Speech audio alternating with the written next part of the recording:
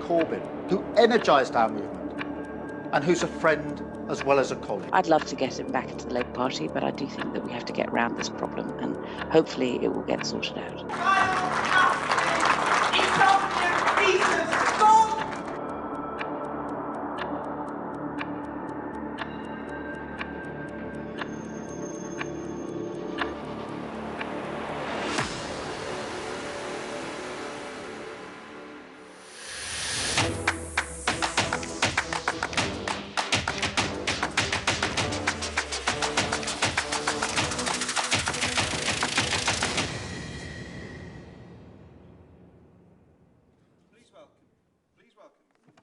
Please welcome Chairman of the National Convention, Peter Booth.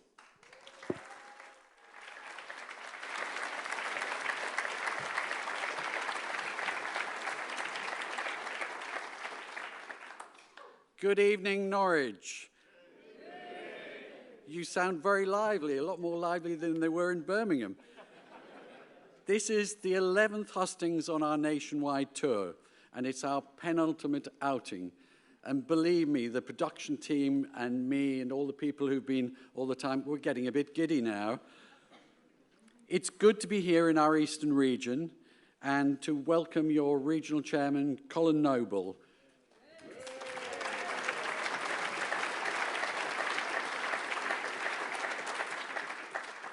These hustings are for us, the members of the Conservative Party, to take part in a great exercise of democracy, where we get to choose our new leader. She or he will be announced on the 5th of September, and as we're the party of government, then will become Prime Minister very soon afterwards.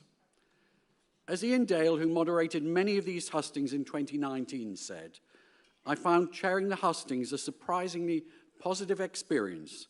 The members really put the two candidates through their paces and asked some very searching questions.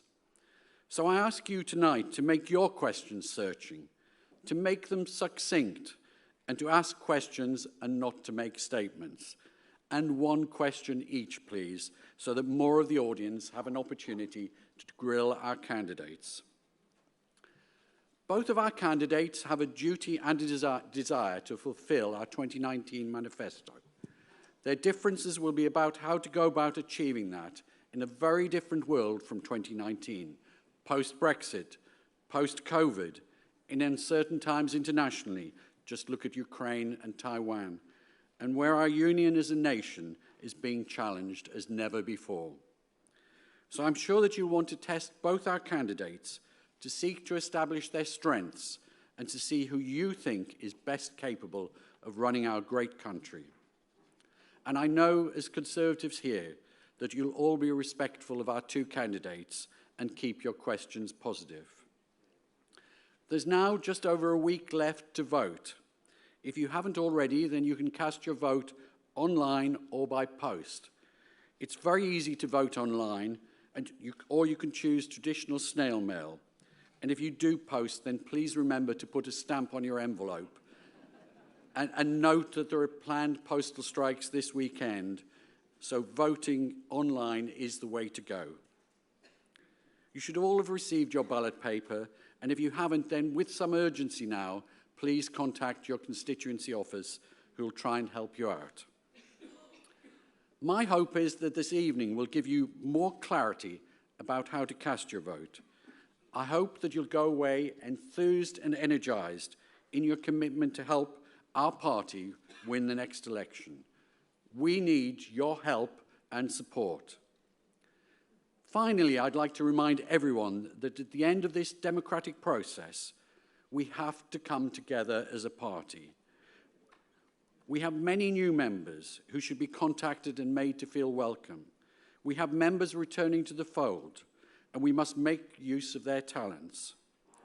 Ours has to be a combined effort under our new leader to go forward to victory at the next election. And now, ladies and gentlemen, without further ado, let's get on with the show. Please welcome Andrew Stevenson, Chairman of the Conservative Party.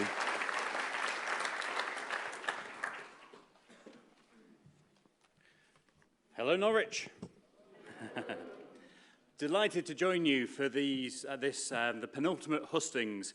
We've been travelling around the country, Peter and I, and the team organising these hustings. We've been to the north, the south, the west, the northwest, the southwest. So I'm delighted that we're now here in the east of England.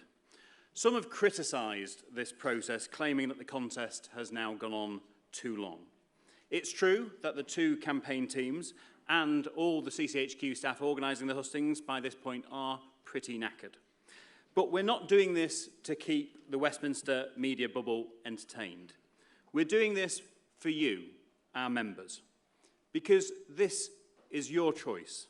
Conservative members from all parts of our country deserve their chance to see the two leadership contenders in action and to ask them the questions that you want answered. Centre Office staff and myself are remaining neutral in this contest. The choice is yours, but we stand ready to unite behind whoever you choose as our next leader. From meeting Conservative activists at the 60-plus campaigning sessions I've taken part in since taking over as chairman, that's the message I'm hearing from the party's grassroots too. I heard it today when I was out campaigning with Tom Hunt in Ipswich and Chloe Smith's constituency here in Norwich. I heard it yesterday in Peterborough with Paul Bristow. Because we all know that we must unite and get behind these brilliant MPs and all the other brilliant MPs in this region like them to ensure that they are all re-elected at the next general election. And because we understand that our country needs a strong, united Conservative leadership to tackle the challenges we face. Whoever you vote for in this contest will become a brilliant leader and a brilliant Prime Minister. Both Liz and Rishi have shown their qualities in government and during this leadership contest. They've demonstrated the need to drive Britain forward and take on the hardest job in this country. They will take us forward together, continuing the excellent work done by our Prime Minister, Boris Johnson, who has shown that a Conservative government can rise to the challenges of today, getting Brexit done, delivering the fastest vaccine rollout in Europe, protecting 14 million jobs during the pandemic, and leading the world in supporting Ukraine and standing up to Putin. It is a truly historic record on which our new leader can build. The alternative, of course, doesn't bear thinking about. It is a Labour government, a party that voted against tax cuts for low-income families, against additional investment in our NHS, against protecting our borders and tackling vile people smugglers.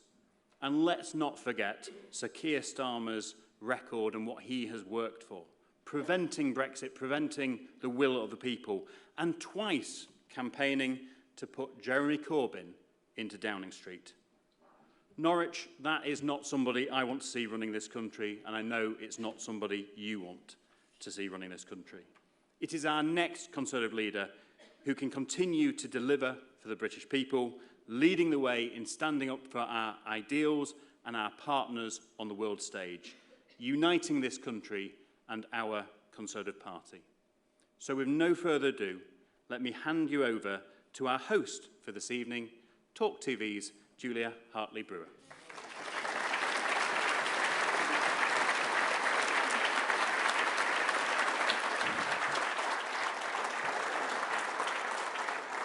Good evening indeed from Norwich to Norwich. Welcome to the penultimate hustings, as the gentlemen have mentioned, in the race to become elected the next leader of the Conservative Party. But again, a small point for lots of people watching online and people who get to, well, I suppose, continue to live in this country in the future, our next Prime Minister.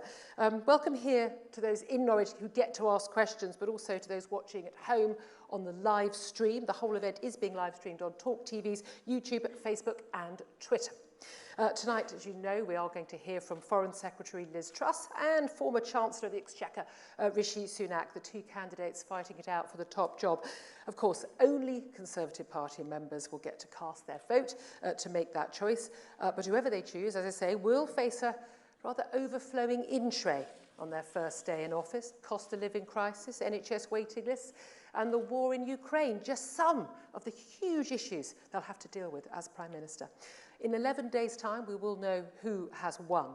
But before those final votes are cast, tonight Conservative Party members here in this room will get the chance to ask them any questions they want.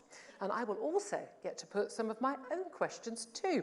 So let's get straight down to business. The first candidate you're going to hear from this evening is the former Chancellor of the Exchequer, Rishi Sunak. But first, let's hear from one of his supporters. Secretary of State for Health and Social Care, Steve Barclay.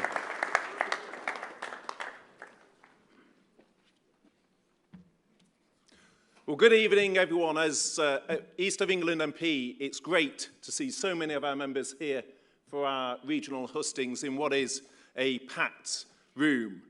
And in meeting the significant challenge that our country faces, we need a Prime Minister with the courage and tenacity who will act decisively and bring people with us. Rishi Sunak, as I know from first-hand experience, is the person with these qualities, and he has the capability and experience to lead the country through the difficult times ahead. Rishi showed courage when, as a comparatively new MP, he was warned against supporting Brexit.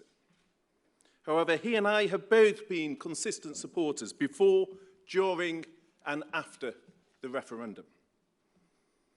He has demonstrated the ability to act decisively and deliver in the most challenging of national circumstances. When the pandemic struck, he was not bound by Treasury orthodoxy, but instead calmly and decisively devised policies such as the furlough scheme and the self-employed income support scheme that saved millions of jobs and thousands of businesses. Indeed, there will be people in this room and many more watching these proceedings whose livelihoods were secured by the furlough or the self-employment scheme or the other measures that Rishi put in place.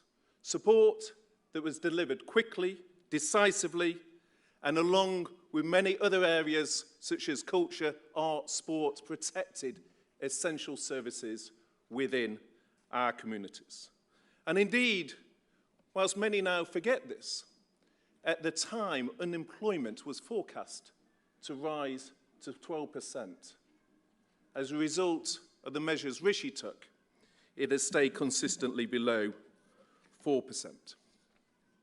And Rishi has been upfront with the British public. In the pandemic, he made it clear that he could not save every job or every business. And in this leadership contest, he has set out to people what they need to know, talking about the huge inflationary pressures that we face, and not what they may like to hear.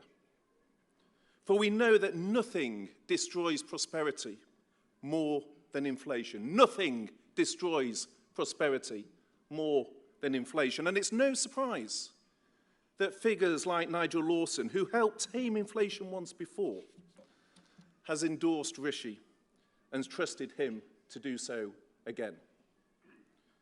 From our time together in the Treasury, I know that Rishi understands that levelling up is about more than the north of England. The east, our region, also needs to be levelled up too. The super deduction tax relief has benefited many of our small and medium businesses here. Investment in key sectors like our life sciences and targeted support for the hardest hit by cost of living pressures have all been and continue to be crucial to our region. And with his family background, Rishi also understands the importance of the NHS, including the role of pharmacies and community services, something that I've fought hard for, and I know he personally strongly supports. Rishi has demonstrated courage in the face of pressure, tenacity and ability to deliver at a time of national challenge, and the willingness to communicate what needs to be done, in particular recognising the risks that inflation poses to us all. Ladies and gentlemen, it's an honour amongst fellow Conservatives to be able to introduce Rishi Sunak.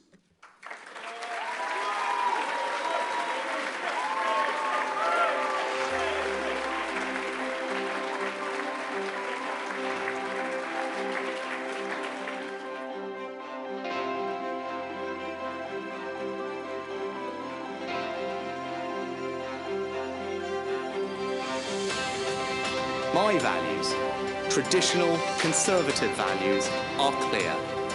Hard work, patriotism, fairness, a love of family, pragmatism, but also an unshakable belief that we can build a better future.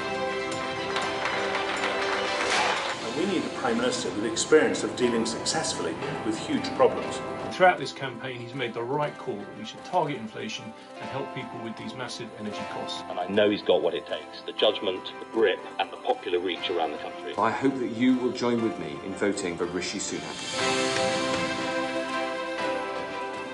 Please welcome Rishi Sunak.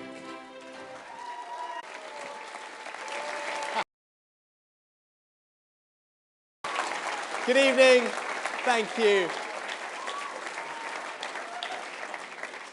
Great. Good evening, everyone. Thank you. It's great to be with you. Really good. Thank you for having me. I must say, we've done, gosh, there's 11 of these. First time we've had a disco ball, I've noticed. So thank you, CCHQ. Brilliant stuff. Look, I am standing here in front of you tonight because our country did something really extraordinary for my family. It welcomed them here as immigrants years ago and allowed them to build a better life.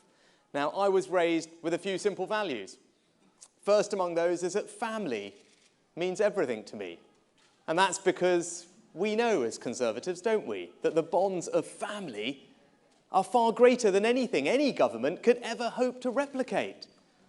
Now, in my family, we prioritised hard work as the way to forge a better future. And my dad was an NHS GP. My mum ran the local chemist where I grew up in Southampton. And I spent all my spare time working in her shop, delivering prescriptions to their patients, and doing her books, seeing the power of that small business to provide jobs in our local community. Now, my parents believed there was one thing above all else that could help provide their 3 children with a better future. And it was simple. It was through education. And that's why today I passionately believe that the best way that we reduce inequality, the best way that we spread opportunity, indeed, the best way that we transform people's lives is by ensuring that the birthright of every child is a world-class education. And that, in a nutshell, are my values. Patriotism, family, hard work, service. And I know as I look at you that those are your values too, and that's because they are Conservative values. To build a better Britain. But how are we going to do that? Well, I believe we need to do 3 things, ladies and gentlemen. First, we must restore trust. Next, we need to rebuild the economy. And then we need to reunite our country. Now, when it comes to restoring trust, for me, that starts with honesty. And as you can see in this leadership race, I've not chosen to say the things that people may like to hear. I've said the things that I believe our country needs to hear. And even though that doesn't make my life easy, it is honest, and that is what leadership is all about. But we'll also restore trust by delivering on the things that matter to people. That's why I've set out a plan to finally start reforming the NHS. Because it's not just about constantly throwing more money at it. We need to reform it and get more efficient healthcare out of it. It's why I want to take on this lefty woke culture that seems to want to cancel our history, our values, and our women. It's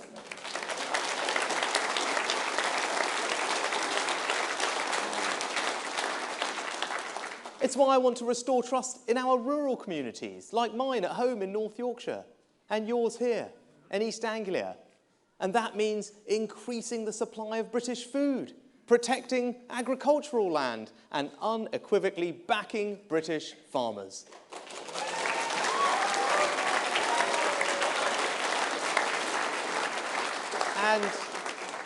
And it's why I've set out a radical plan to finally get to grips with illegal migration. Because I stand here as a product of our country's proud, compassionate history in welcoming people to our shores. But it must be done legally. It must be done fairly. And we turn on our TV screens and see people coming here breaking those rules. That undermines trust in the system, and it's wrong. With my plan, we will finally get to grips with it and fix it, restore trust, and ensure that we have proper control of our borders.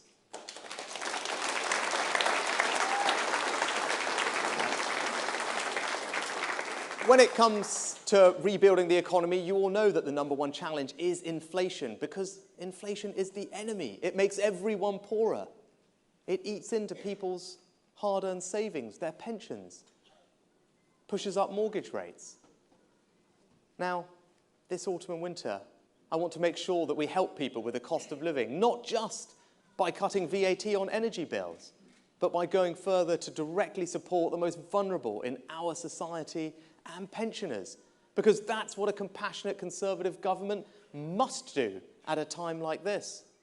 But what I will not do, ladies and gentlemen, is pursue policies that risk making inflation far worse and last far longer, especially if those policies amount to borrowing £50 billion and putting that on the country's credit card and then asking our kids and our grandkids to pick up the tab, because that is not right, it's not responsible, and it is certainly not Conservative.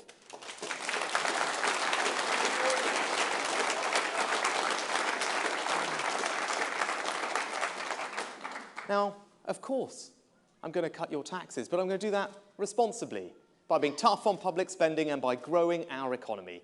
And that's why this autumn I'm going to radically change how we tax businesses in this country, rewarding those businesses with tax cuts when they are actually investing and expanding, for those businesses that are innovating to create the products and services of the future. Because with my business, I know that that's how you drive growth in a modern economy. Those are the tax cuts that are actually going to work. And as someone who was proud to support Brexit, we need to make sure that we capitalise on it. And that means finally getting on with cutting EU red tape.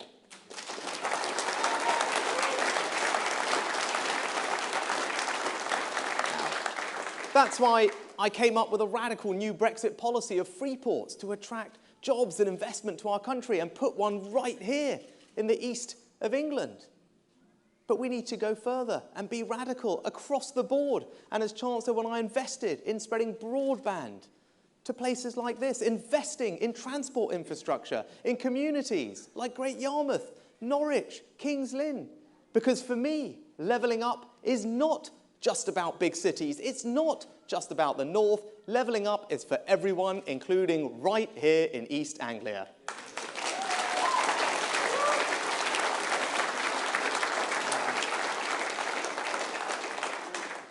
Now, in 2 years' time, when we have to reunite our country, we have to do something that's never been done before. We have to make British political history, in fact, by winning a 5th general election in a row. Now, even though that's never been done, I know that working together, all of us, we can do it. But it's going to require us to appeal to swing voters everywhere. In the north and the south, in rural areas, urban areas, Liberal areas, Labour areas, Brexit areas, Remain areas, in Wales and in Scotland. And I passionately believe, and the evidence supports, that I am the candidate that offers our party the best opportunity of beating Labour and ensuring that Kierstarma never walks through the door of number 10 Downing Street.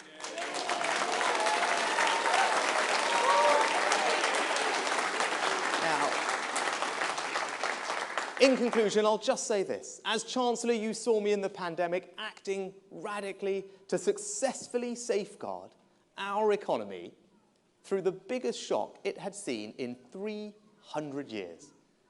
Now, as your Prime Minister, I promise you that I will apply that same urgency and grip to tackling all of our challenges and building a better Britain. A Britain where our kids can walk safely on the streets at night. A Britain where the NHS is reformed and there for everyone when we need. A Britain where our schools and apprenticeships are the envy of the world in providing opportunity. And a Britain where our economy is the most dynamic it has ever been, with our businesses investing and innovating to create jobs across the nation. But I also promise you this, perhaps more importantly, that I will give you my all to ensure that each and every one of you here tonight can always feel enormously proud of the Conservative government that I will be privileged to lead. So I humbly ask for your support, not just to be your next party leader, but also the next Prime Minister of our great country. Thank you.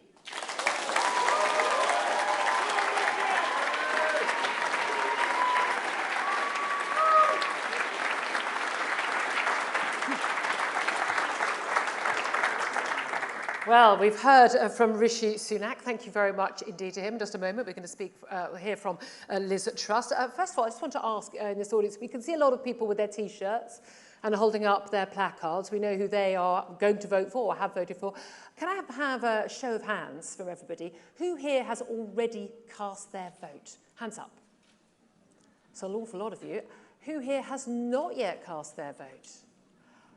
Now, very interesting reaction from everyone there as well. There's an awful lot of people, I would say the majority in the room, have not cast their vote. And of the people who haven't cast your vote, how many of you are still undecided? That's a lot of hands still going up there. That shows it's still very much all to play for, despite what some of the polls have said. Let's remember, those polls aren't always quite as trustworthy as people seem to think. Right, so let's get on now. Let's hear from the Foreign Secretary, Liz Truss, of course. But first of all, let's hear from one of her supporters. Please welcome Secretary of State for Work and Pensions, Therese Coffey.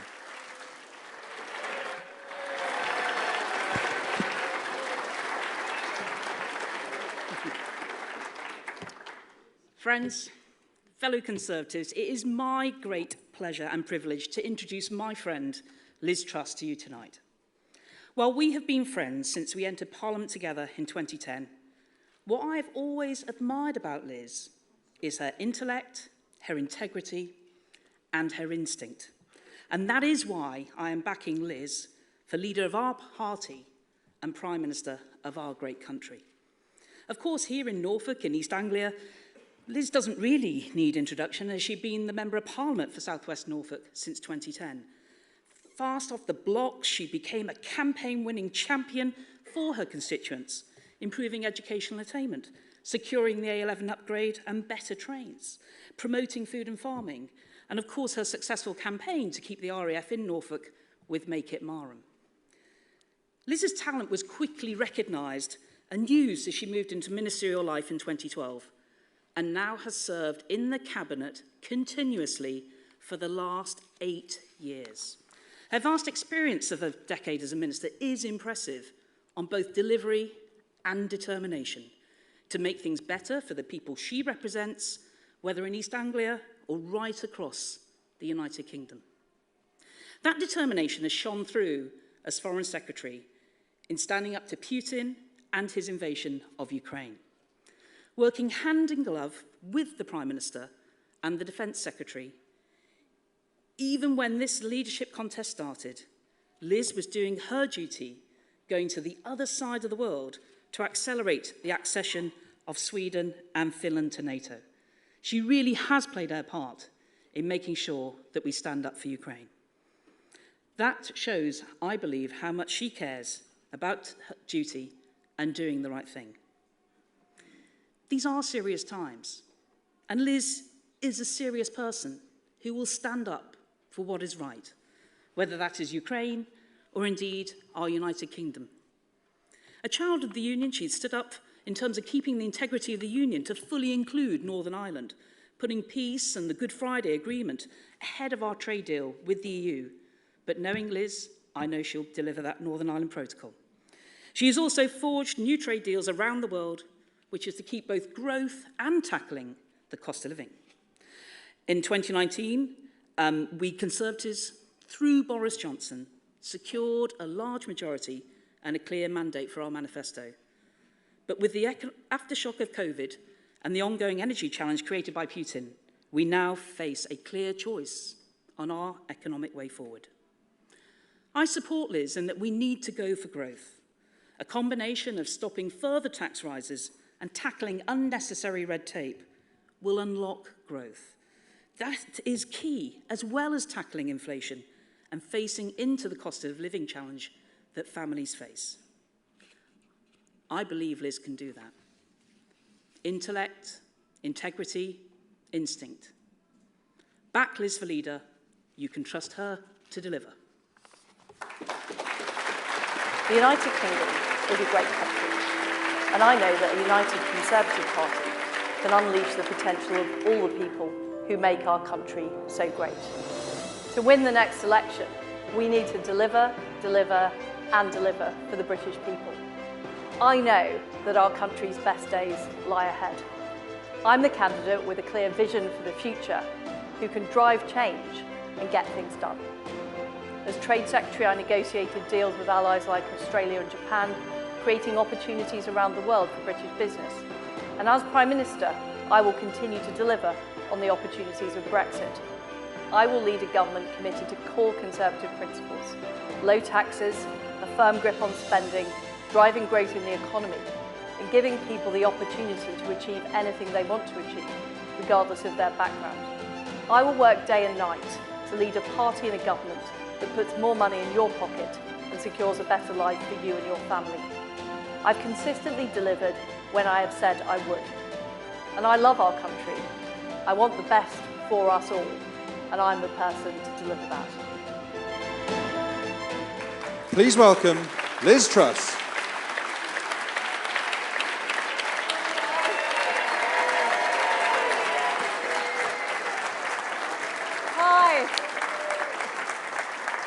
It's fantastic to be here in Norwich. We've travelled around the entire United Kingdom, but there is nothing better than being back here in my adopted county of Norfolk. Because in Norfolk, we do different. We're a county of entrepreneurs, of pioneers, of mould breakers. We've had brilliant successes, and we've got things done. But my friends, isn't it time we had a Norfolk Member of Parliament back in number 10 Downing Street?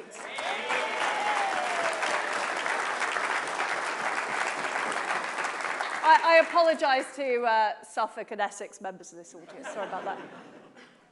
Now, I'm not from a traditional Conservative background. I grew up in Paisley in Scotland and in Leeds in Yorkshire. And I went to a comprehensive school. And what I saw at my school is I saw some children being let down by low expectations because they were from a different background, being let down by Leeds City Council, who cared more about political correctness than they did about all children learning English and maths, and being let down by a lack of opportunities in the area. And I didn't think things had to be like that. I wanted a Britain where everybody had opportunities, regardless of their background, regardless of where they came from. I want us to be an aspiration nation.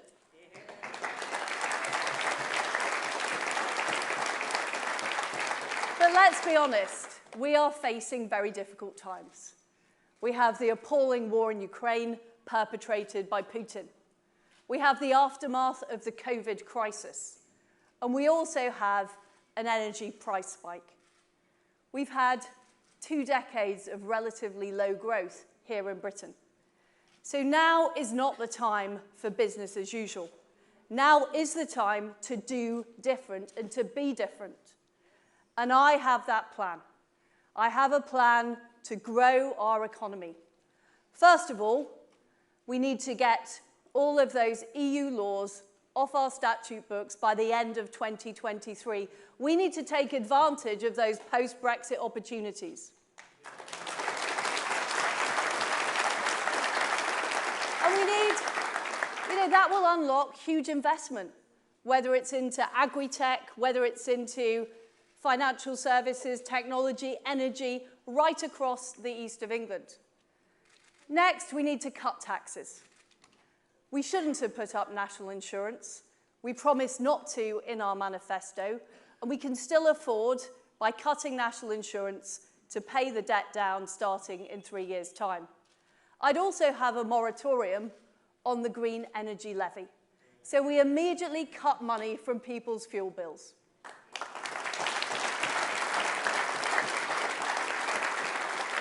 And I would keep corporation tax low. Because if we raise corporation tax to the same level as France and 10 points higher than Ireland, we're not going to attract the investment, we're not going to attract the jobs, we're not going to get the growth that we need in this country. And fundamentally, as Conservatives, we need to be on the side of people who work hard and do the right thing. People who are self-employed, people who set up their own businesses, people who go out to work every day.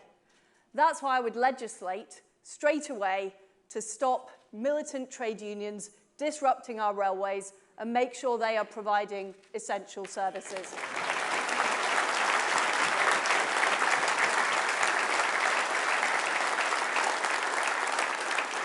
Now, before I was an MP, I was a councillor. And I know, looking around this audience, there are many councillors I know. And as a councillor, I sat on a planning committee. And those are hours of my life I will never get back. Because you all know that you sit there on a committee, you think that you can make decisions, but you get overruled by the planning inspectorate in Bristol, or you get told what to do by the people in Whitehall. I would immediately legislate to remove the top-down housing targets. And I would level up in a Conservative way by setting up low-tax investment zones where local communities want them, driving business growth and investment. And I'll also take on the Treasury orthodoxy, the rules that currently mean that more investment goes into areas that already have the investment. Now, we all know it's very hard to get a mobile phone signal near here. It's hard to get your broadband fixed. And we've been waiting far too long to have the A47 dualled and the Ely North Junction built. And I will take on that orthodoxy. I'll also back our farmers, because we are one of the most productive agricultural areas in the whole country. And what we want is we want our farmers producing food, not solar panels. And we want to make sure that they're farming, not filling in forms. And that is what I would do.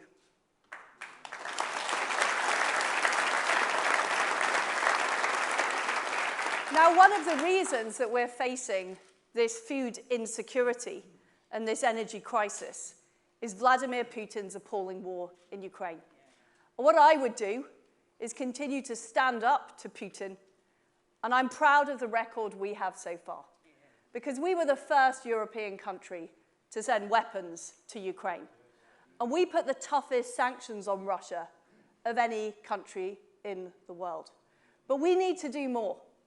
I'm proud that we across Norfolk campaigned for RAF Marham, the Make It Marham campaign. And we kept the tornadoes in this county, and we secured the Joint Strike Fighter.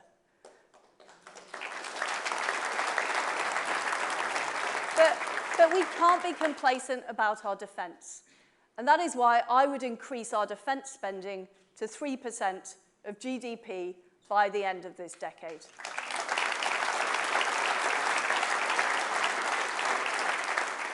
I'll also tackle the small boats in the English Channel. I worked with Priti on the Rwanda policy. We need to make it work, and we need to expand it to more countries. And I would legislate to make sure that we cannot be overruled by the ECHR. We should make decisions about our own borders.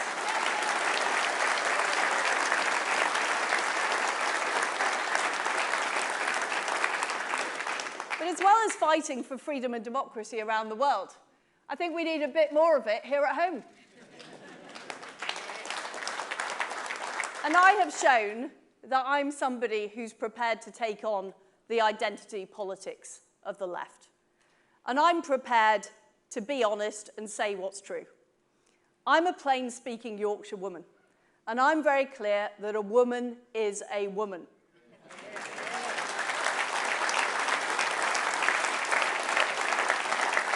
And I will make sure we protect our single-sex spaces. And what I will also do is stand up for the United Kingdom. There are too many people in this country who say we should be ashamed of our past, that we aren't the country we were, that we're somehow in decline. Those people are wrong. I see as Foreign Secretary that people love the United Kingdom. They love what we stand for, freedom and democracy. And we need to be as proud of ourselves as others see us.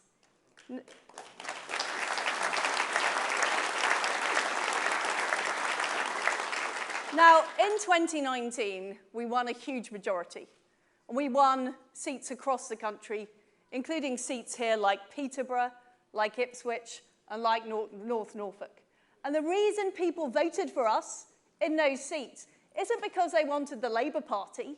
It's not because they wanted the Liberal Democrats. It's because they wanted conservative policies. Because they wanted more enterprise, more opportunities, personal responsibility. But what we now have to do is we have to deliver on those promises. And I'm somebody who's shown I can deliver. I don't take no from an answer from anyone. And I have pushed things through Whitehall, whether it's the dozens of trade deals people said we couldn't do, whether it's the Northern Ireland Protocol Bill, which was controversial in some parts, but will help restore the Belfast Good Friday Agreement. I am prepared to do what it takes to make things happen. And that's what people in Britain need. Because when we show that we are positive about our country, when we show we're delivering, that is why people will support us at the next election, and not yet another North London Labour leader, Sir Kierstarma, who doesn't understand aspiration, he doesn't understand what people in this country want. So what I would do as Prime Minister is I would deliver for everybody across our country. I'd make sure it happens, and I will win the next election in 2024. Thank you. Thank you.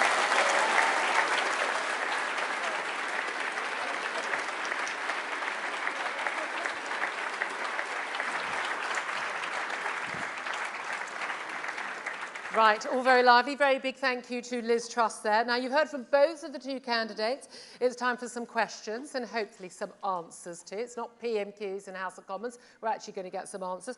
In a few minutes, I will hand over to you, the audience here in Norwich, to put their poses to the contenders. But very first up, it's my turn to ask my question. So please, let's get some proper answers to some tough questions. Some of those are suggested from some of my Talk TV audience as well. So I've very much been looking forward to this. Please welcome back Rishi Sunak.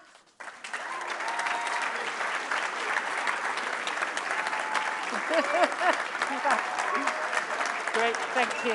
Lovely.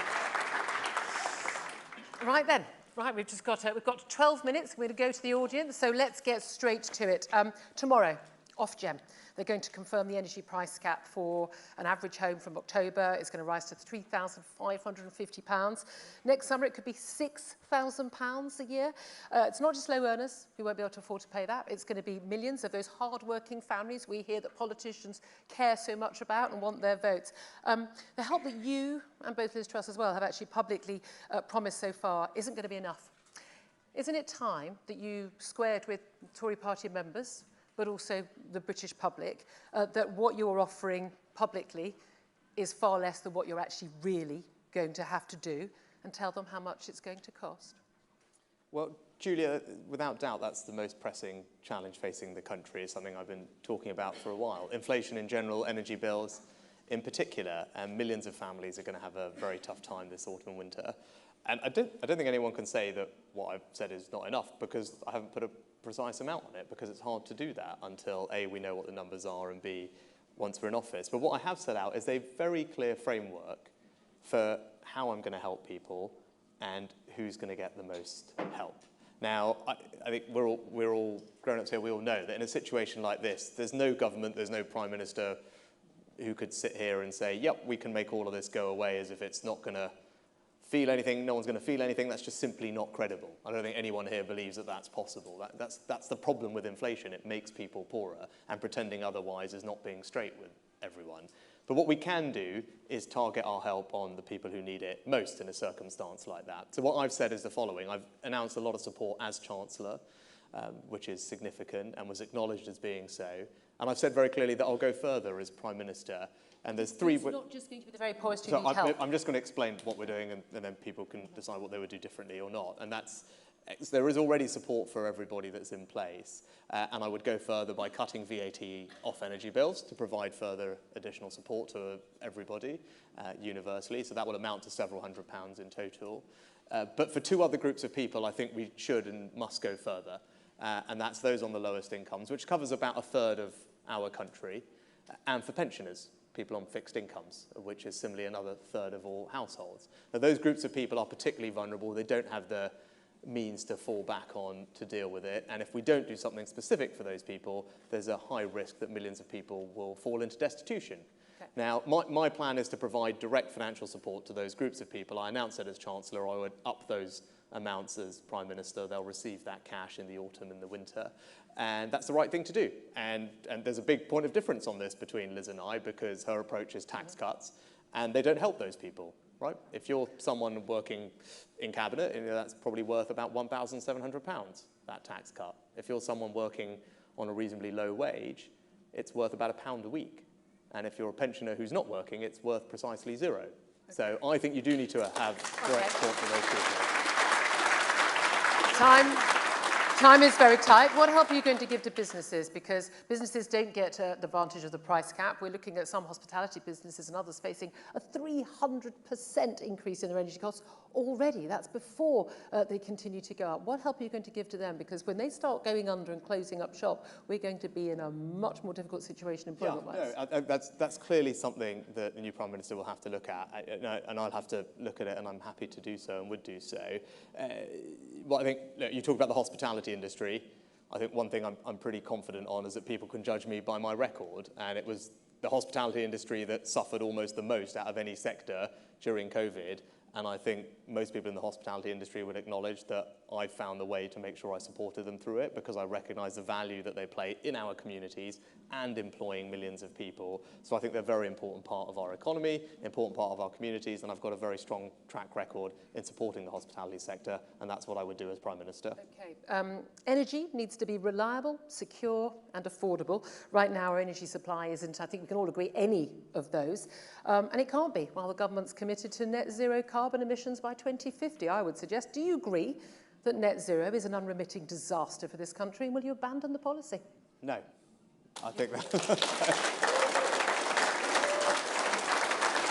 I don't.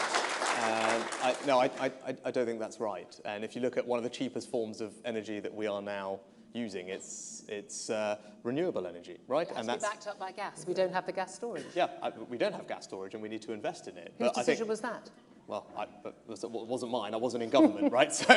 But we do need more gas storage. But look, I think these two things are compatible, right? And we have to get to net zero. It's important that we protect the legacy of our environment that we leave to our children and our grandchildren. As much as I care about the financial legacy we leave them, I care about the environment that we leave them. I think that's an entirely conservative instinct. But we need to do it in a positive way. We need to do it in a way that brings people along with us.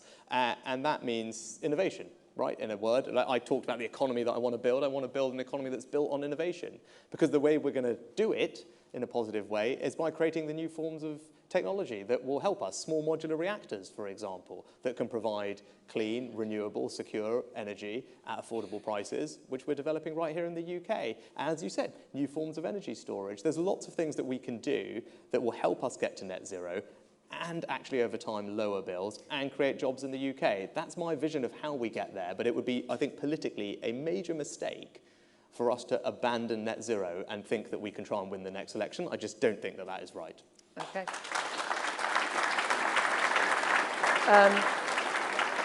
This week we saw a 9-year-old girl shot dead in her own home amid drug gang wars. We also saw 1,300 illegal migrants arriving in dinghies from France in just one day, indeed on the same day. We've lost control of our streets, we've lost control of our borders. When did the Tory party stop being the party of law and order? Yeah, I mean, the story about Olivia, her name was, is shocking, and I was asked about it the other day. I mean, my daughter is the same age, and the thought that that could happen in your own home, let alone on the streets, is just appalling. And I think all of our hearts will go out to her family at this time. Now, what can we do about things like that to stop them from happening? But you're right, we need to put more police officers on the street. We're in the process of doing that. We also need to make sure that they have the tools they need to actually keep us safe.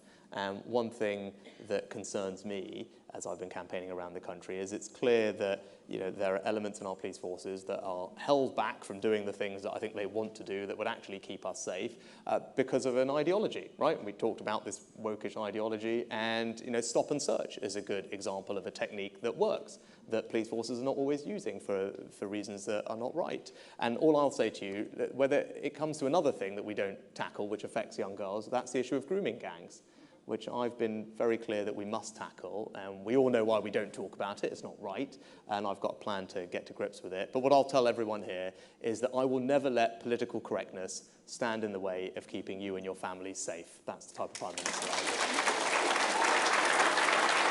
I will.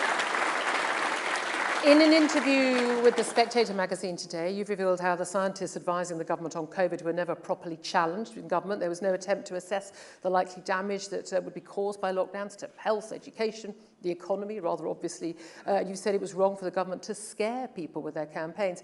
You say you fought a lone battle behind the scenes against many of those measures. But why didn't you speak out publicly? Why didn't you expose what was going on? And if you felt so strongly, why didn't you resign? Because that wouldn't have been the responsible thing to do in the midst of a pandemic where I was engaged in making sure that I could safeguard our economy and protect millions of people's jobs and livelihoods and families from what was going on. And this is, remember, what I was talking about is the lessons we should learn.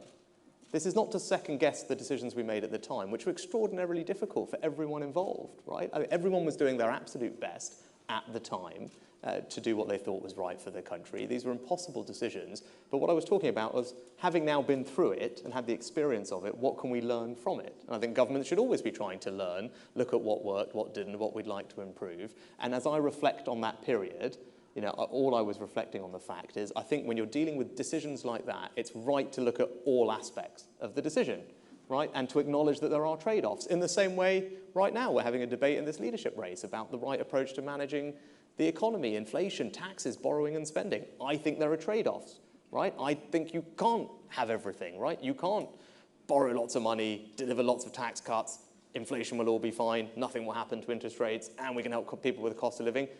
I just think if something is, sounds too good to be true, it probably is. I think it's right for leaders to acknowledge trade-offs, and that's what I was saying in that interview, that we should acknowledge the trade-offs that lockdown had, particularly with regard to our kids' education. And I think that's something that we as Conservatives believe very strongly in. Education is the way we provide opportunity.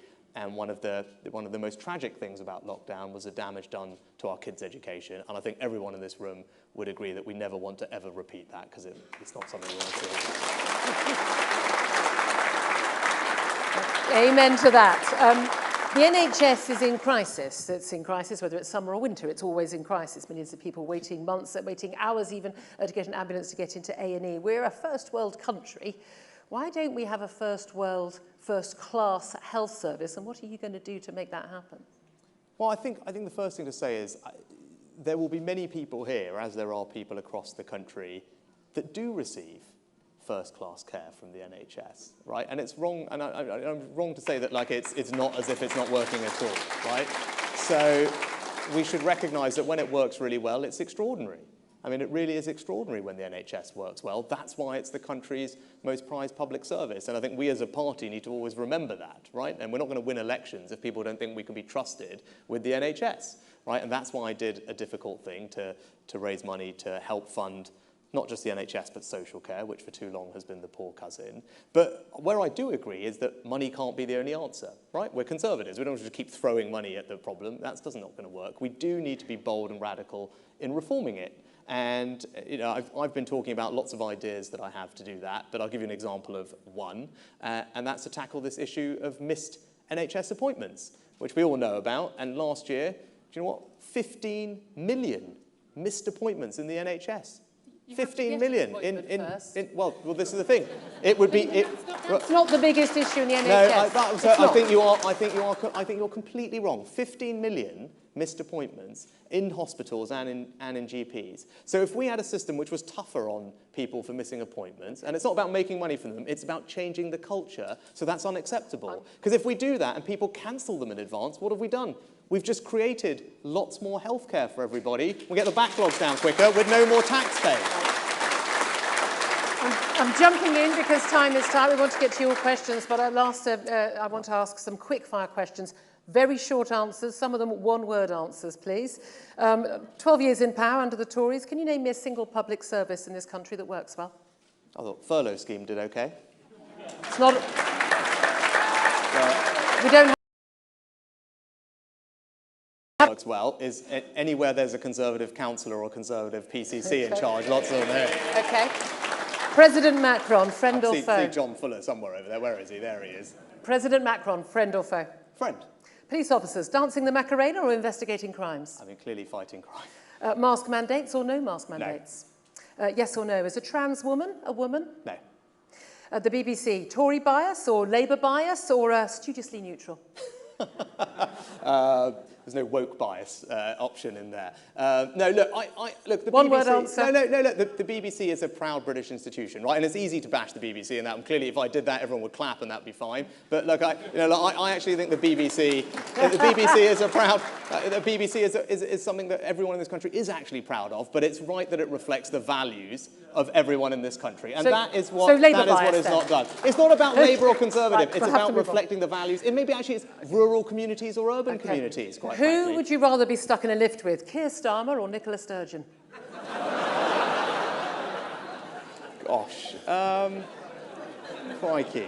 I'll have to hurry you. Yeah, I know. I was going to take the stairs. Yeah.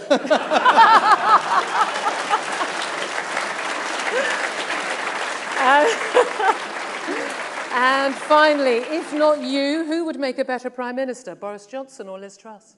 Oh, gosh, I mean, Liz Truss. We're here in her hometown, and regardless of that, or home area, look, we've got to move forward as a party, right? And I know, actually, this is lots of you here, I'm sure, upset with me for resigning, you wish Boris was here. That is not going to help us move forward, right? It is simply not. We have got to move forward as a party, and when this is over, like, we're all on the same team, we're all on the same family, we've got to focus on beating Kierstarma, and we're not going to do that if we're looking backwards. We've got to look forward, and that's what we've got to do.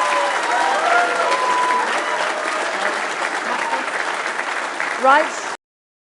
The end of my set of questions. Now it's turned for you here, Tory party members in Norwich get to ask questions. Where are my microphones, please? Microphones there at the back. Can we get someone at the back first of all and then get a microphone over to the front as soon as we can? Gentleman over there, yes, with a white shirt on. Keep your questions if you can. If you could say who you are and keep them as brief as possible, I'd be very grateful. Hi there, I'm Anthony. I'm a head teacher at a school here in Norwich. I want to ask you, without platitudes or without sound bites, to give me 1, 2, 3 things that you could do to make the lives of particularly disadvantaged students better in this country. Yeah, so I'll give you 3 things I want to do, because I think education is the most important way that we can transform people's lives. I mentioned that in my speech. I genuinely believe it. It's the Conservative way to spread opportunity around, and it's a thing that I will be proud to spend most of my time focusing on if I have the opportunity. So look, 3 things we need to do. First is I want to look at the curriculum in our schools, particularly at what we allow kids to study at 18. We are pretty much the only advanced economy in the world that lets our children give up maths and English at 16. I don't think that is probably right, and I think we're not preparing them for the jobs of the future by doing that, particularly disadvantaged kids. So I want to look at curriculum reform at that level. Second thing is apprenticeships, because there are lots of good routes into fantastic careers these days. It can't just be about university, and we need to increase both the breadth and quality of apprenticeships and make them available. And the last one, which applies to people from all backgrounds, but is for us to stop thinking about education as something that finishes at 18 or 21.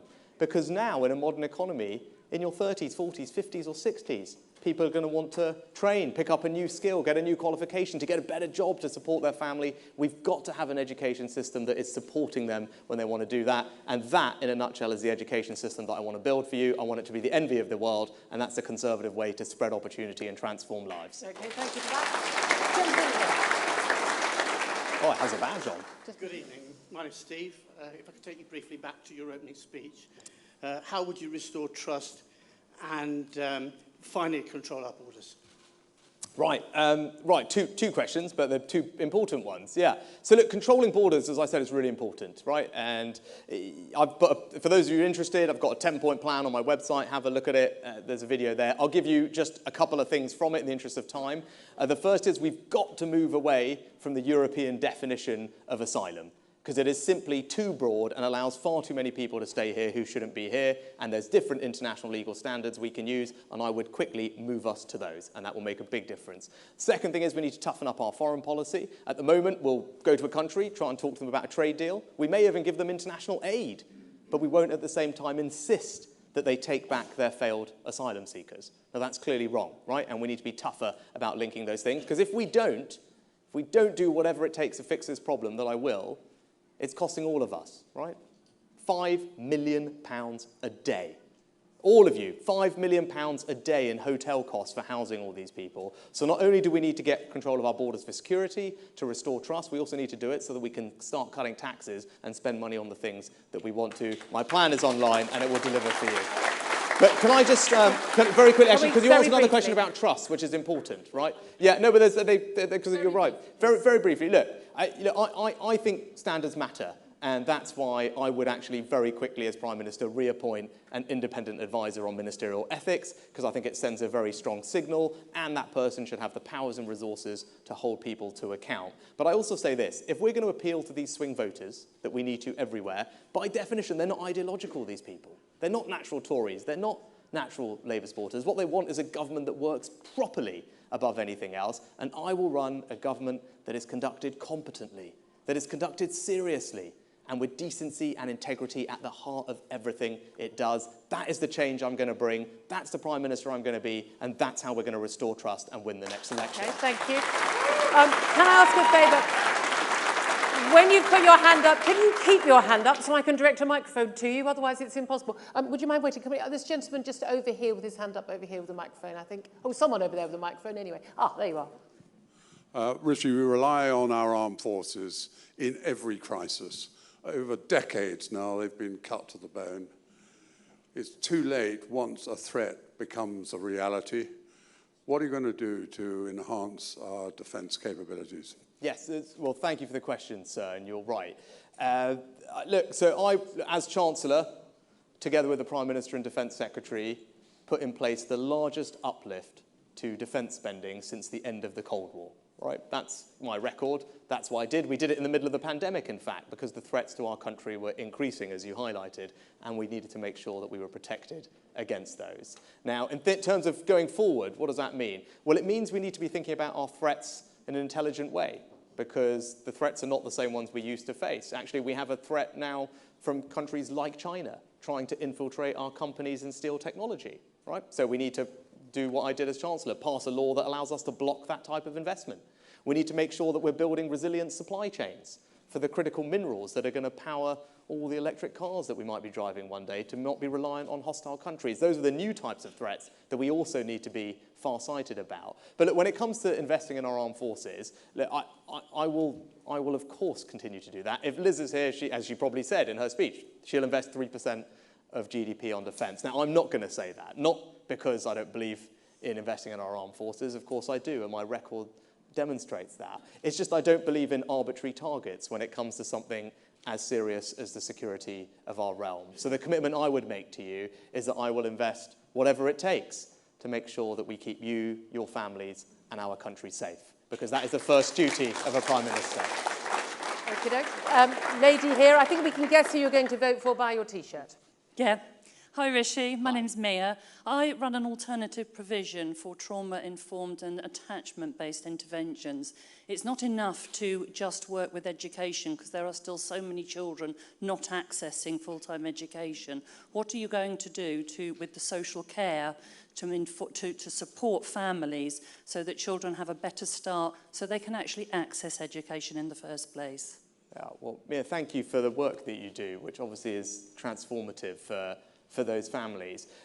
You were right about social care, to mention it. You know what, when people think about the pressure, when they hear social care and our social care system is under pressure, and they hear that from our councillors as well, what people don't realise, actually, is that half of the social care budget in this country isn't spent on elderly people.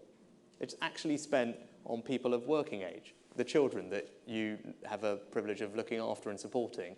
So when I said I was going to raise this extra money to put money into social care, it's to also support you in the work that you do, because the pressures that our councils are under are significant. And I think all of us want the children, particularly those vulnerable children, to have the dignity of fulfilling lives with the same opportunities as much as possible that all the rest of us enjoyed. And that's why I did what I did. That's why I focused also on special educational needs funding, aided by John and his colleagues lobbying me hard in the budget time. But it's also why, in a completely different way, when I was local government minister, I prioritised something called changing places toilets.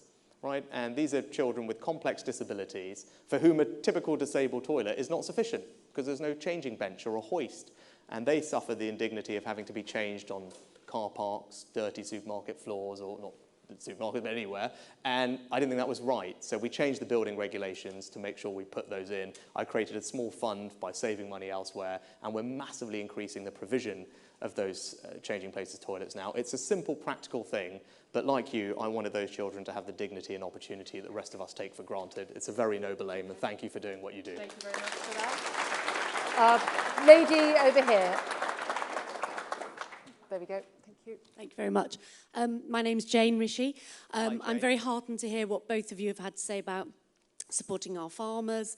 I've heard less about supporting our fishermen, and obviously a big concern is trawlers and all that sort of thing, so our fish stocks and our fishermen, and I feel as though that's one of the elements that was such an opportunity we were hoping for after Brexit, and how can we get them back and sort them? Yes. So, yeah, you're right.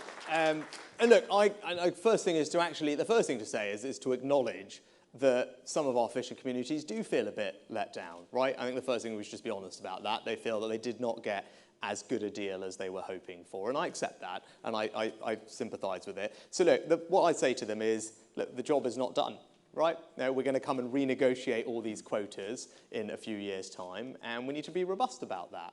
And without getting into all the details of with pelagic stocks and this, that, and the other, where we need to focus, like there's clearly some specific things that we need to try and correct. Because some of the quota share that we've got at the moment, and this is getting technical for those who are really interested in this, it sounds good on paper, but in reality, we don't fish those stocks, and they're not actually there when you need them to be. So look, we do need to update, and the way we solve that problem is by updating all the scientific work on where our fish stocks actually are. And if we can do that work in advance of the negotiation, that will be really helpful. And in the meantime, we created a fisheries fund that I did as Chancellor, which is supporting the community, supporting investment in new technology kit to help the communities become more productive. And sorry?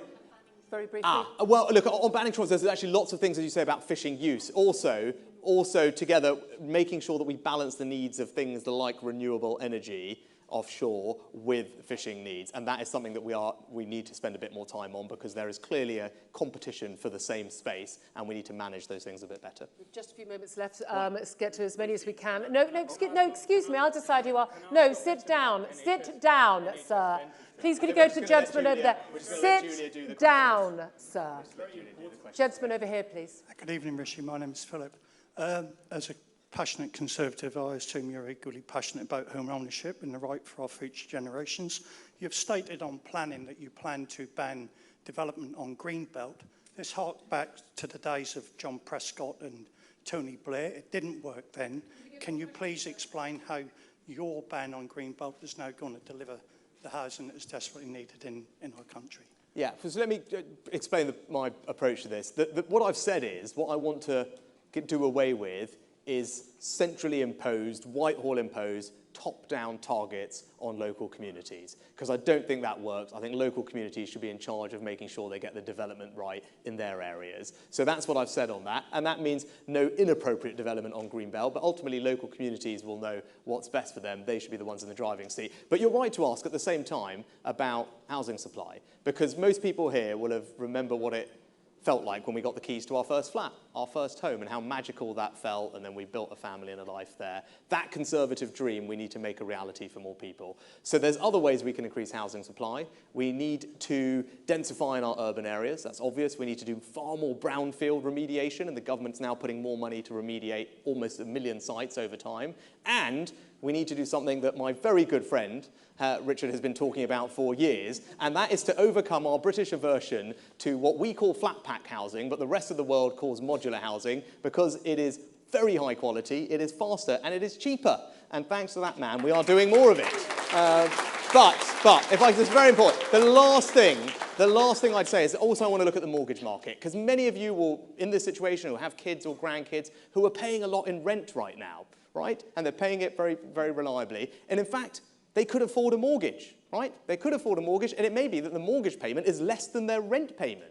If they could get one, I can see lots of nodding. The problem is the deposit. So what I created as Chancellor was a new 95% mortgage for young first-time buyers with a good credit history, and it's working really well. And as Prime Minister, I'd like to look at turbocharging that product, because if it works, we can help young people get on the housing ladder much faster and then ensure that dream that we all experience can be a reality for a whole new generation of young people, because that is what a Conservative government has got to deliver, isn't it? But the reality is you're not going to get more people on the housing ladder unless we just build more houses. Well, that's why the first three things I talked about were on the supply side. Yeah, but and then we also have to look at the But if we're mortgage allowing, market. if we're going to have the NIMBY issue, we're going to have the not here. Yes, everyone wants more houses, just not near them. Well, that's why there's 1 million sites, Julia, that are on brownfield land that we can remediate, right? 1 million sites. Our urban areas are nowhere near as dense as they could be compared to European cities, so that's not about building on green land and either of those things. And if we take up Richard's idea, we can deliver faster, cheaper housing in an incredibly beautiful way. He will show you these amazing pictures he's got from Switzerland,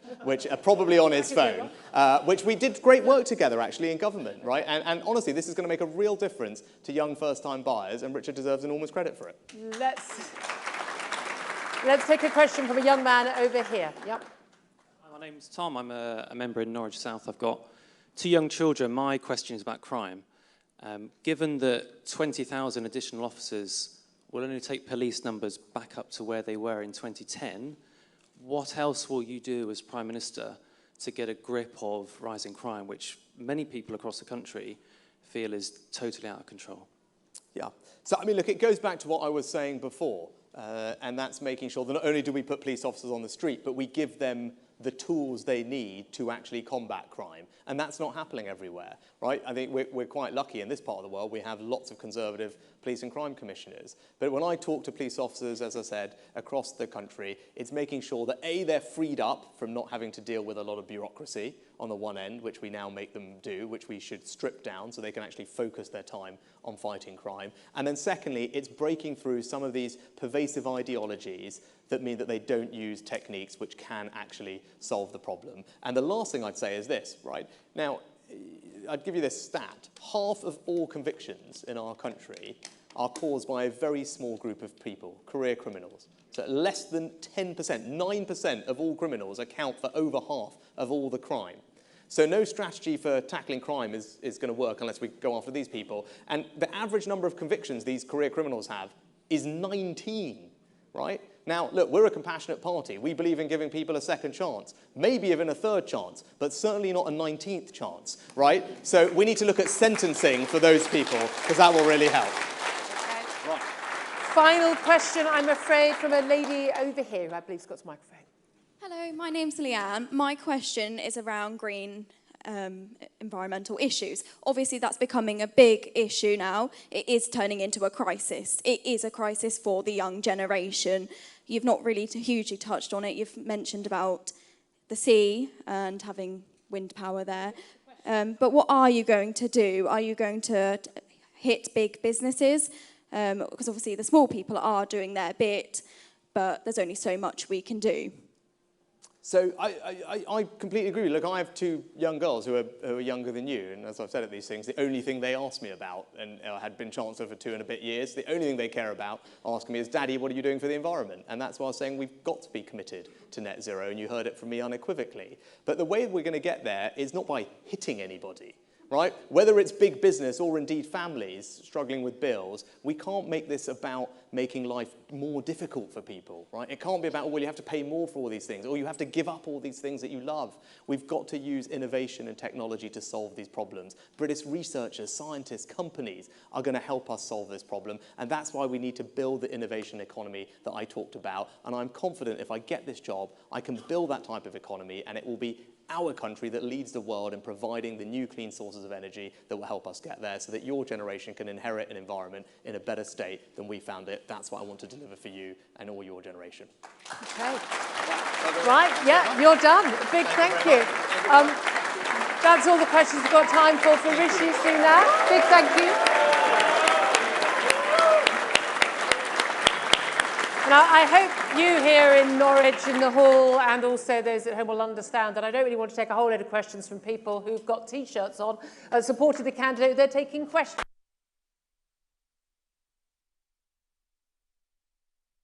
T-shirt already for the person they're voting for, so I hope you'll understand that. I get to ask some questions right now of the other candidate, the alternative. Many of you, as we discovered earlier, still haven't made up your minds yet, still haven't cast your vote. So please, welcome back to the stage, Liz Truss.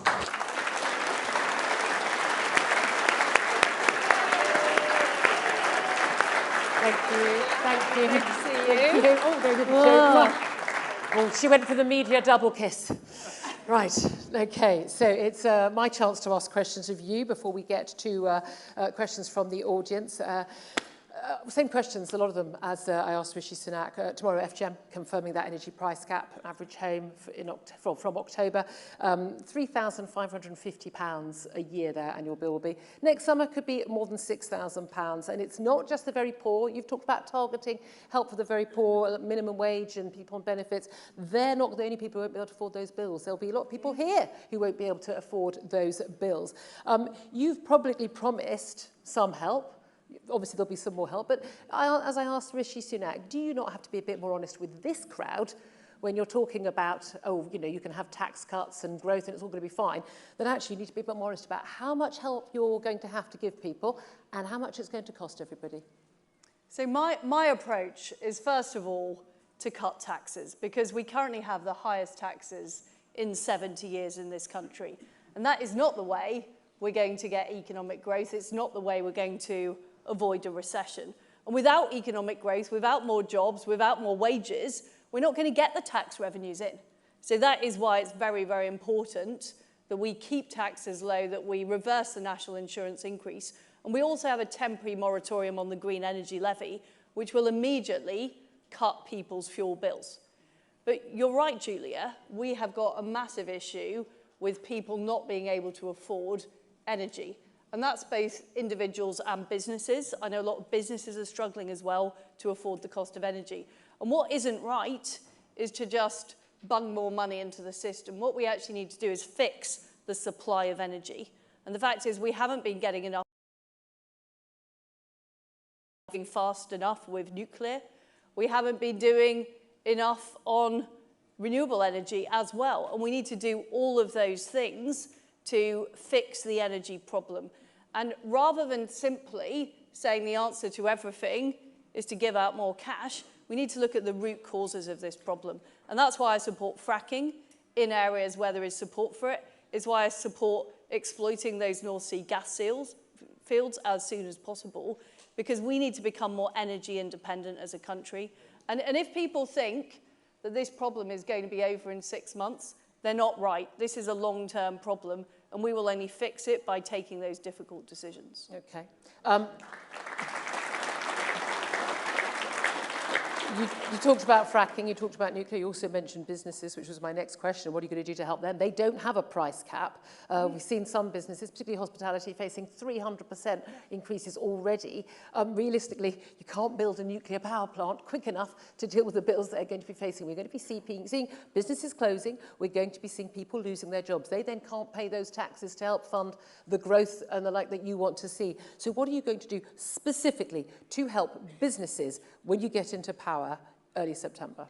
Well, first of all, it's about making sure we're keeping tax on business low. And that is why reversing the national insurance increase is important, so businesses aren't paying employers' national insurance. It's why keeping corporation tax low is important.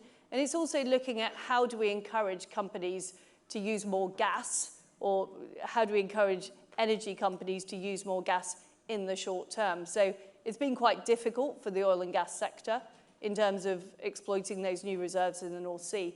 Those are the types of things that we can bring on stream quicker than nuclear. But my point about nuclear is the quicker we start, the quicker the problem will be dealt with. It's because of failures 20 years ago that we're in the position we are now. So we need a long-term plan, as well as making sure that those short-term supplies are available. But I'm not sure the tax cuts you promised so far is enough. I mentioned the planning system earlier. It is sclerotic. It's taking too long, whether it's getting new energy projects going, whether it's getting transport projects done. And I'm somebody who is prepared to crack through the system and get on with things. But you said local people will have the final say over housing, so they're going to get the final say over fracking or nuclear power stations as well, aren't they? In which case they'll say, no, thank you. But what I support is having more incentives in areas, so sharing the benefits. What people don't want is a housing estate plonked in their area with no infrastructure, with no businesses, with no jobs locally. But if you say to people, you have the freedom to decide what is going to happen, people... Certainly a lot of talk TV listeners and viewers. The energy, simple, it needs to be reliable, it needs to be secure, and it needs to be affordable. If it's not any of those things, it doesn't work. That's what's happening right now. We don't have a supply that is those things. And it can't be while the government is committed to net zero. It was a decision that was made after 90 minutes of debate in Parliament. It was uncosted. Later, Philip Hammond said it would cost £1 trillion. Do you agree that net zero is an unremitting disaster for this country? And will you abandon the policy? So I support net zero by 2050, but we need to be a lot more flexible and a lot more pro-business and pro-consumer in the way we get there. That's why I'm talking about a temporary moratorium on the green energy levy while we look at better ways of delivering net zero. At the moment, it's very siloed within government. It's not being delivered in the most efficient way. And I also support the use of gas as a transition fuel. I think gas is going to be incredibly important, using our North Sea reserves, doing things like fracking over the next few years. So we need to be much more flexible about the way we achieve net zero. And we need to care about our energy independence. You know, Putin is perpetrating this appalling war in Ukraine. And we have found out that we were depending on spot markets for our energy supply from around the world, often relying on regimes that aren't entirely reliable. So building our own energy independence is incredibly important. And if I'm selected as Prime Minister, I will get on with doing that straight away. And of course, we need to achieve net zero, but we need to do it in a free enterprise way that is about attracting investment into our country, not in a way that's about clobbering consumers and businesses. Okay.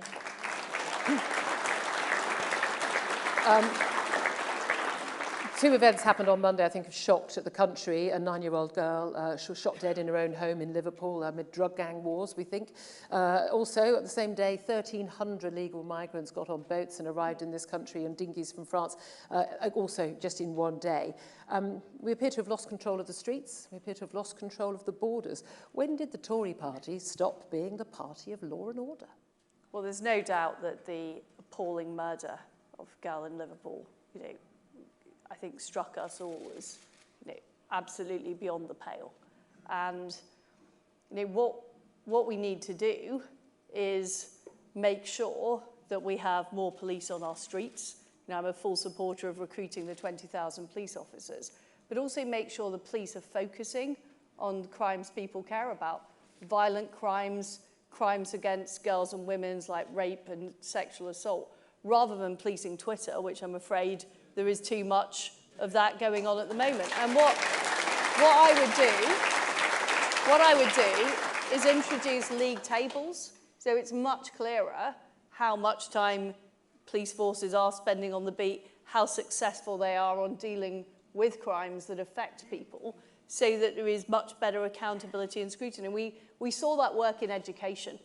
When I was at school in the 80s, people didn't know how, there were rumours about whether a school was good, but no one saw the figures in front of them. And I think we need to bring it to life for people much more about what the police are actually doing in their area. And I think that will put, well, yes, and I fully support stop and search as well. I think we need to use that more, and we need to give the police the powers they need. But we also need to make sure that they are subject to public transparency and accountability. You also asked me about immigration. The issue we face, the Rwanda policy is a good policy. I went through all these policies. I was on the committee with Priti and others going through what would work. And the Rwanda policy is an effective policy because it means that people have a permanent home that they can be in.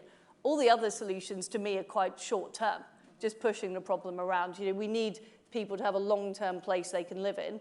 The problem is the ECHR, which is why I would legislate to make sure the ECHR can't overrule the decisions we make in the United Kingdom, because that simply isn't democratic. It simply isn't democratic. Let's talk about lockdown. It's been in the news today after an interview that Rishi Sunak did with The Spectator about his role and what he felt about lockdown at the time. We are living undoubtedly with the consequences of lockdown, whether it's the economic policy, or the crisis we have there, the health service, education, what's going on in our schools. Did you ever, at the time, in 2020 and 2021, question lockdown policy and its likely costs? And if not, why not? Well, the answer is I did. I did question it. I mean, I was not sitting on the committee that made the decisions. There was a specific committee, I think, with the Prime Minister, Chancellor, Health Secretary. I was Trade Secretary at the time, and I was spending my time going hell for leather to get all those trade deals over the line so our businesses would be able to continue exporting and be successful in the future. So that's what I was doing. I mean, look, I think when COVID happened, we were all hugely shocked. And there was a discussion about what the response should be. And clearly, in retrospect, we did do too much. It was too draconian. I think there should have been more. I don't think we should have closed schools. Ever? No, I don't think we should. And, I have two daughters who are of school age, and I know, mine are teenagers. It's pretty less tough. They're more kind of self-reliant and independent. But I know that people, parents of primary school children, it's very, very difficult. And a lot of children have ended up suffering, educationally, with mental health issues as a result of that. And I can assure you and this group here today that I would never impose a lockdown if I am selected as Prime Minister. We touched on the NHS there. The NHS is in crisis. It normally used to be a winter crisis. Now it's a summer crisis as well every year. It's always in crisis. Millions of people waiting for some really basic treatment, sometimes years, people waiting to get an ambulance just to get into A&E, and then waiting outside A&E sometimes for more than 24 hours. We're supposed to be a first world country, and yet we don't have a first world health service. What are you going to do to make it first class? Well, first of all, we need to deal with the backlog that happened as a result of COVID, the very long waits for hospital treatment, GP queues, the difficulty of getting an NHS dentist. Here in the east of England, the mental health service and the ambulance service are appalling, and we need to fix those problems. Now, how do we fix those problems? First of all, it's by empowering the front line more. What I've been struck by going around the country is people telling me who work in the NHS, doctors and nurses, just how many layers there are above them, how much central diktat is. So even if they have a better way of doing things, they can't do it because they're prevented from that. And I think we've got to fundamentally change that culture in the NHS. We also had a lot of people during COVID who came in and worked in the NHS as nurses, as doctors. They came out of retirement, they helped out. What could we do now to encourage those fantastic people back in to help out with what is another very, very difficult national situation? So I'd want to look at that. And we also need to look at issues like doctors' pensions, because some of these perversities in the system mean that we are losing good doctors. But one of the other reasons we're losing doctors and nurses is, feeling demotivated because they don't feel empowered. So we have to change the culture of the NHS. In my view, it's not about more money. It's about the culture. And lots of people in the NHS who I know and talk to say there is waste. There's waste of prescription drugs, there's waste of resources. We need to use those resources better. But the people who know are not the people sitting in Whitehall. They're the people sitting in the Queen Elizabeth Hospital in King's Lynn. They're the people sitting in a doctor's home. Those are the people who know best, and those are the people we have to empower. Okay, in a moment we'll get to audience questions. So get your hands up and we can get some microphones to the audience. That would be fantastic. My final set of questions are quick fire, short, sharp answers. Some of them only one-word answers, please.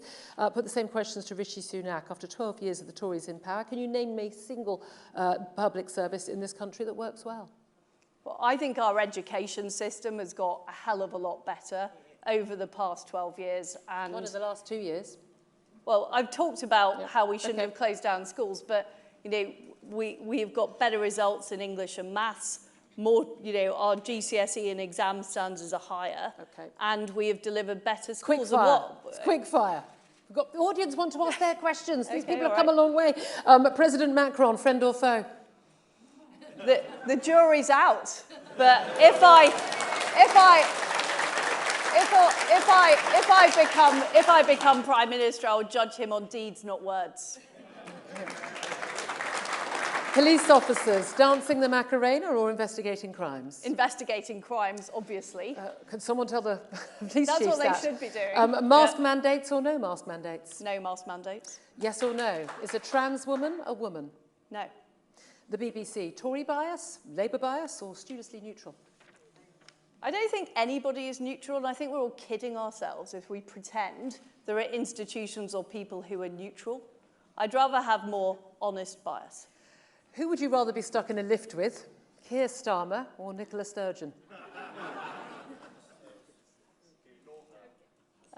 Probably, I think Nicola Sturgeon. Why? Well, I'd hope to persuade her to stop being a separatist by the time we got to the ground floor. And I just,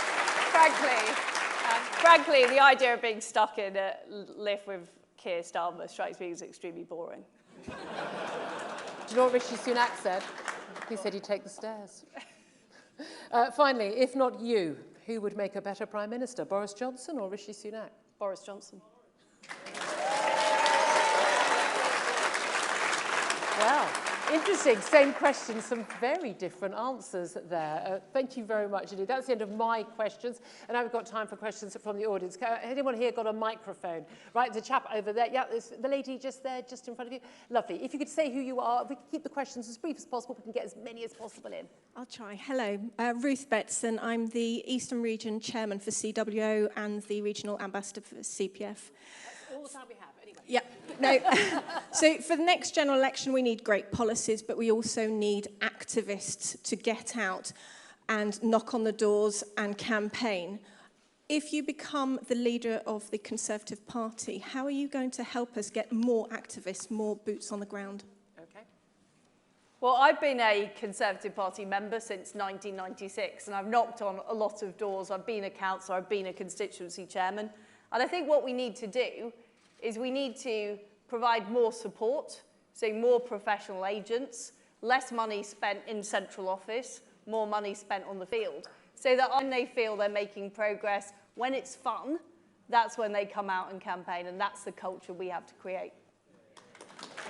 It's obviously very alive and well in southwest Norfolk, I point out to all the activists I see in the audience. Gentleman over here at the back. Hi, my name is Dan. I'm told tirelessly that you cannot be gay and support the Tories. So what would you say to those people, and what are your main priorities for the LGBT plus community?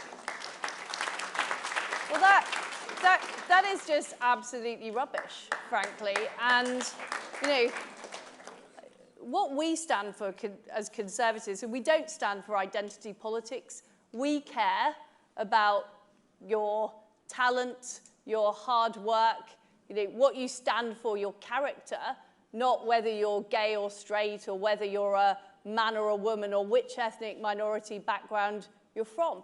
And that's why people want to join the Conservatives, because they don't want to be treated as one of a type or one of a group.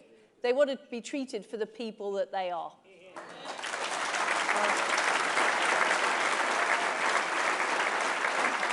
I'm trying to avoid questions from people who've bought a T-shirt supporting their candidate, but I allowed one for Rishi, so one for you, Liz, as well. This young man at the front here. Evening, Liz. I'm Tommy, 15-year-old school student, Norwich. Just quite a simple question. How do we balance the right of trans people to be who they are with common sense, the right of people to have single-sex spaces, and the rights of women to be women? Well, thanks for your question, Tommy. This is exactly what I did as Minister for Women and Equalities. I improved the process for gender recognition to make it simpler and kinder, but I was very clear that those under 18 shouldn't be able to make irreversible decisions about their own future, and that we should treat everybody with respect. We should treat everybody with respect, and we should treat people on the basis of what they have to offer, not on you know, whether or not they are a transgender or not transgender. Are you going to protect single-sex spaces? You've talked about refuges and things like that, but what about, the changing rooms at Marks and Spencer's, which are currently, even if you're taking your child for their first bra fitting, are open to men to use as well? I am very clear, and I've made this clear in Parliament, that places absolutely have the ability to restrict access on the basis of biological sex. That is a very important right. And that should be totally true in the public sector, in schools, in domestic violence shelters. Now, I'm also somebody who believes in freedom, and Marks and Spencer's is a shop. They can decide their policies as they see fit, and I can decide to go in Marks and Spencer's or not, according to whether I want to. So I think it's different. Would you take your daughters to use a changing room in a shop where a man could walk in? Well, we're going to. I have been to the bra fitting service in Marks and Spencer's, and it is always behind a curtain, Julia, and no one has ever tried to open the curtain while I'm in there. Lady just here. Hello, I'm Diane from Cambridgeshire. Liz, I understand that there's a long overdue strategy for social care that's due to be published this year.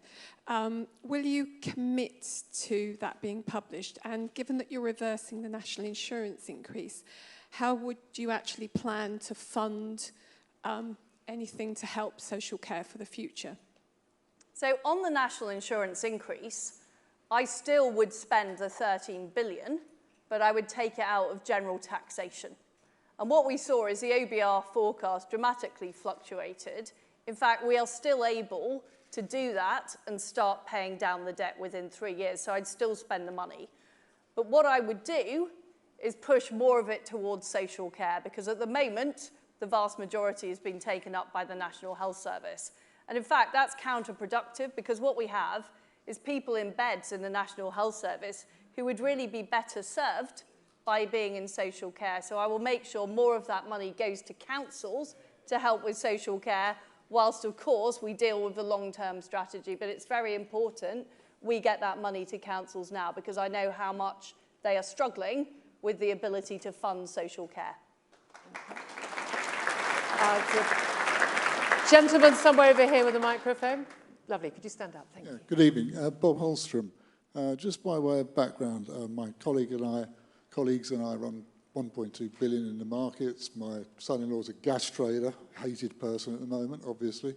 But what worries us is the fact that you were going to have a budget and then you decided not to have a budget.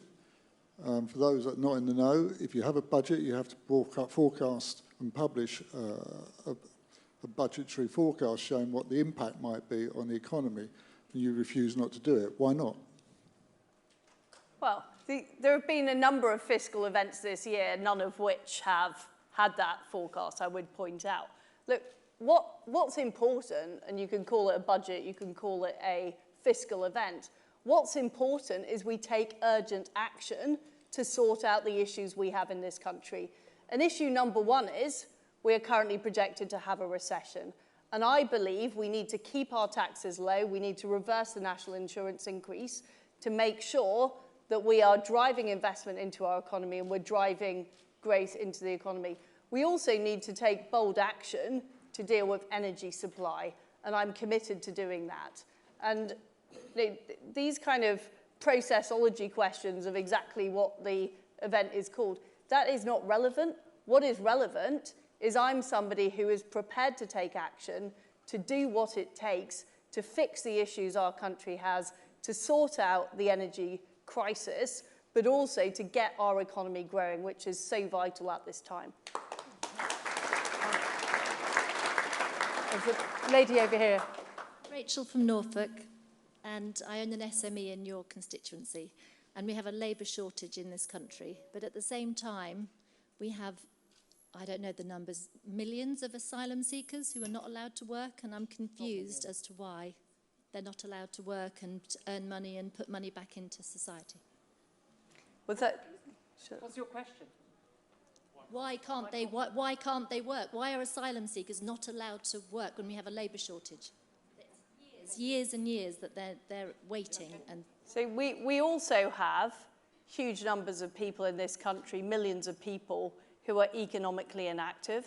And I think it's very important that we are encouraging more people who are currently on the welfare system into work and getting into those jobs. And that's a particular issue in the aftermath of COVID. I mean, the reason why we don't enable asylum seekers to work is it creates even more of a magnet to come to the United Kingdom. And I'm determined to make sure we deal with illegal immigration. And I'm determined to make sure that we don't I absolutely support immigration where we need it. And I've talked about expanding the seasonal agricultural workers scheme to help our farmers. But where there are people in Britain who are currently economically inactive, who could be trained up to do those jobs, that should be our first port of call, getting those people into work.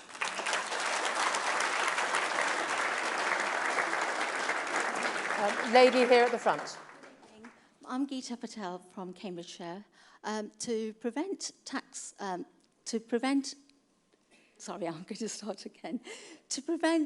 cuts raising inflation, you're going to have to cut spending. Where will you cut spending?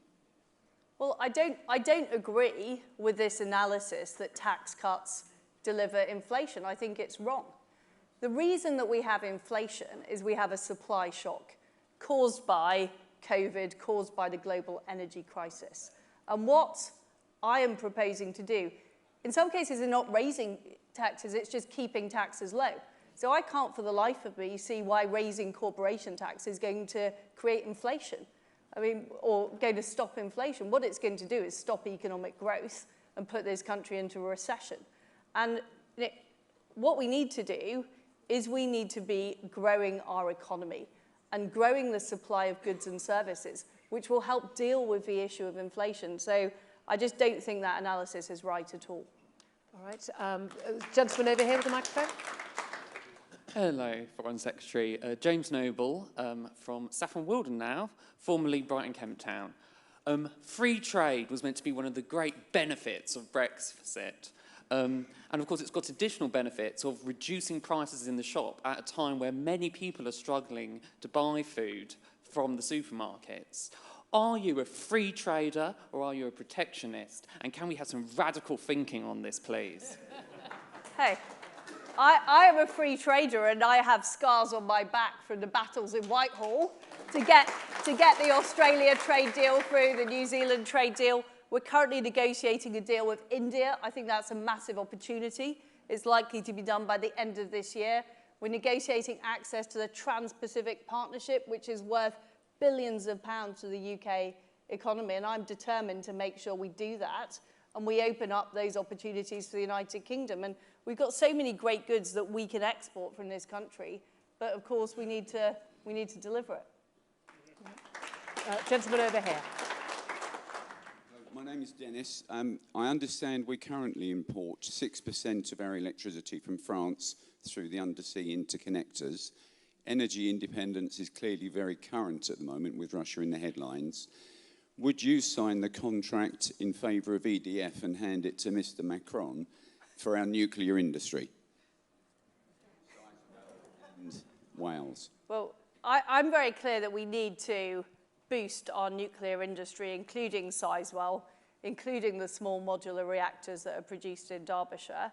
And frankly, I would rather that we do have more homegrown nuclear expertise, and regrettably we lost that because we failed to do these things 20 years ago or 30 years ago.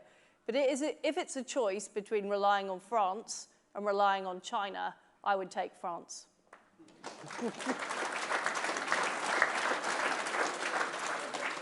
Gentleman in the T-shirt over there. If you could stand up, please. I'm in a wheelchair. Oh, I do apologise. Sorry, it's all right, don't worry. Ms Truss, if you're lucky enough to become Prime Minister, what will you do to tackle the current crisis in legal aid? You've spoken a great deal about the need for more police officers on the streets, but to my mind, this makes little sense if there's not the criminal barristers in court to defend and prosecute the criminals. Now, you stood there and said you don't say no to anybody, but you have said no to Andrew Neil. Why don't you go on the Andrew Neil show? How are we supposed to take you seriously if you cannot stand up to his scepticism and criticism? Well, I don't know about you, but I think Julia Hartley-Brewer is much tougher than Andrew Neil. She often doesn't come on my show either. I have occasionally been on your show. It is fair to ask, though, we do need to have politicians who are willing to take scrutiny and not expect soft questions. I've done many, many broadcast interviews during this campaign with all sorts of people, including Nick Robinson, including Julia Hartley-Brewer, including Tom Newton-Dunn. I mean, that's pretty difficult. Gentleman over here. Hello, Liz. Are we working? Yep. Hi, I'm Rory. I run a business in Durham. The market towns and cities are the hubs of our community, but yet the high street has been in decline for years. Business rate reform is long overdue. The high street's going to face some challenging times. How are you going to save the high street and support local or independent retailers? Well, you are right that business rate reform is very long overdue. What I would plan to do is have a review of the tax system. It's far too complicated. We've got one of the most complicated tax systems in the world, and part of that will be looking at the entire business rates system and also all the other taxes we place on small businesses. We also need to look at the regulations because, frankly, it has become more complicated to run a business, and that is a problem because small businesses are the lifeblood of our economy. Okay, just one final question. Gentleman here, as brief as you can, please. I don't like, no, read the question, that means it's a bit long. Come on, short and sharp. I've done it to keep it brief. Okay. Hello, Liz. My name's Sheridan. Tens of thousands of qualified, experienced scientists have strongly rejected the theory of catastrophic man-made climate change and net zero cuckoo land. They simply point out that the raw scientific data has never supported those claims. This is my question. If you are successfully appointed to be our new British Prime Minister, will your government finally set up a full scientific investigation into whether this wild theory is based on real science or whether it is unscientific political propaganda? Okay. Well, I mean, I already said earlier that I do support the net zero target, but we need to get to it in a way that works for businesses and consumers and also protects our energy independence. I think we've seen what it is like to end up depending on authoritarian regimes, and we need to avoid that at all costs. Okay, let's say a big thank you now to Liz Truss for taking all those questions. Thank you very much indeed. Thank you. You're much tougher than Andrew Neil. Okay. Right.